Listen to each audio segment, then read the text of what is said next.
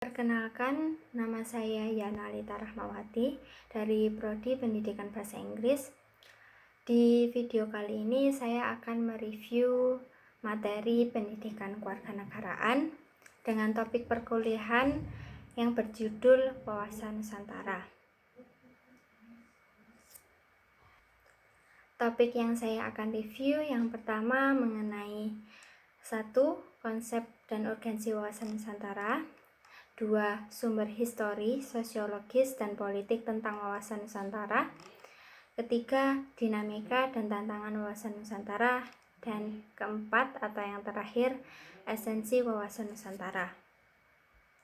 Yang pertama, saya akan mereview mengenai konsep dan urgensi wawasan Nusantara. Setiap negara pasti memerlukan suatu perekat agar bangsanya yang bersangkutan dapat bersatu guna memelihara keutuhan negaranya. Upaya pemerintah dan rakyat menyelenggarakan kehidupannya memerlukan suatu konsepsi yang berupa wawasan nasional. Wawasan Nusantara inilah merupakan wawasan nasional Indonesia. Lalu, apakah itu wawasan Nusantara? Wawasan Nusantara dapat diartikan sebagai cara pandang bangsa Indonesia terhadap tentang diri dan lingkungannya berdasarkan ide nasionalnya yang dilandasi Pancasila dan UUD Negara Republik Indonesia tahun 1945. Hal ini berguna untuk mewujudkan negara kesatuan Republik Indonesia sebagai suatu negara kepulauan yang dalam kesemestaannya merupakan satu kesatuan politik, ekonomi, sosial budaya, dan pertahanan keamanan untuk mencapai tujuan nasional. Rumusan wawasan Nusantara itu termuat dalam naskah GBHN tahun 1973 sampai 1998 dan dalam pasal 25A UUD NRI 1945. Secara konsepsi geopolitik, wawasan Nusantara menekankan bahwa kesadaran warga negara akan pentingnya wilayah sebagai ruang hidup sekaligus menumbuhkan sikap nasionalisme yang pastinya bagi bangsa Indonesia itu sendiri. Selain itu, wawasan Nusantara sebagai salah satu usaha dalam rangka menumbuhkan dan membentuk karakter kebangsaan generasi muda. Dari paparan yang dijelaskan sebelumnya, dapat diambil makna bahwa konsepsi wawasan Nusantara itu sangat penting atau dapat dikatakan bersifat urgensi, sehingga perlu terus disosialisasikan di kalangan masyarakat luas, terutama bagi mahasiswa seperti saya sebagai generasi penerus bangsa yang menentukan kejayaan dan keunggulan bangsa Indonesia itu sendiri. Pembahasan mengenai sumber histori, sosiologis, dan politik tentang wawasan Nusantara.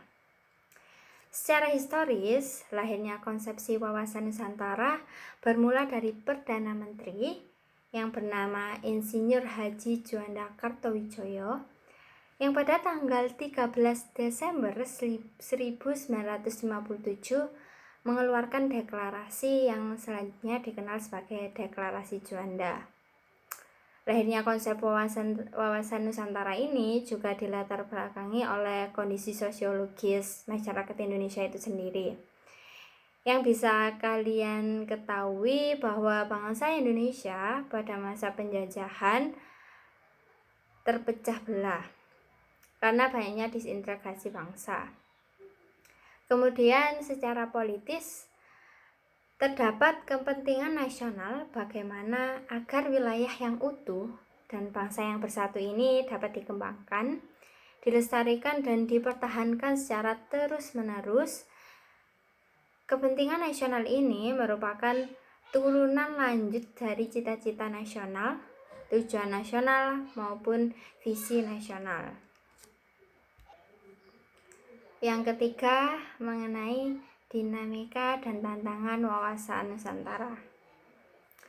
Luas wilayah Indonesia yang tentu memberikan tantangan bagi bangsa Indonesia untuk mengelolanya. Hal ini dikarenakan luas wilayah bisa memunculkan atau berpotensi ancaman dan sebaliknya memiliki potensi keunggulan dan kemanfaatan. Namun adanya wawasan Nusantara telah menjadi landasan visional bagi bangsa Indonesia itu sendiri guna memperkokoh kesatuan wilayah dan persatuan bangsa. Upaya memperkokoh kesatuan wilayah dan persatuan bangsa ini harus terus dilakukan.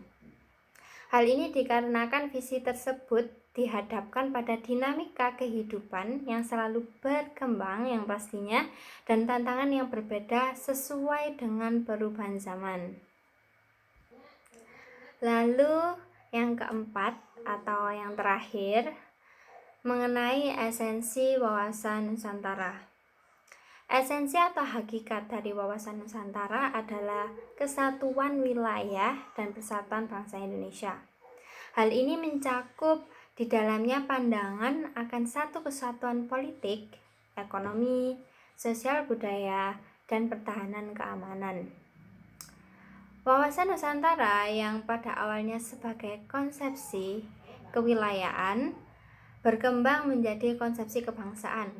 Artinya, wawasan Nusantara tidak hanya berpandangan keutuhan wilayah, tetapi juga persatuan bangsa. Bangsa Indonesia juga dikenal sebagai bangsa yang heterogen. Heterogenitas bangsa ini ditandai dengan keragaman suku, agama, ras, dan kebudayaan. Dapat disimpulkan, konsep wawasan Nusantara menciptakan suatu pandangan bahwa Indonesia sebagai satu kesatuan wilayah merupakan satu kesatuan politik, sosial budaya, ekonomi, serta pertahanan dan keamanan. Atau dengan kata lain, perwujudan wawasan Nusantara sebagai satu kesatuan politik, sosial budaya, ekonomi, dan pertahanan keamanan. Pandangan demikian inilah penting sebagai landasan visional bangsa Indonesia, terutama dalam melaksanakan suatu pembangunan. Demikian review materi pendidikan kewarganegaraan dengan topik perkuliahan wawasan Nusantara.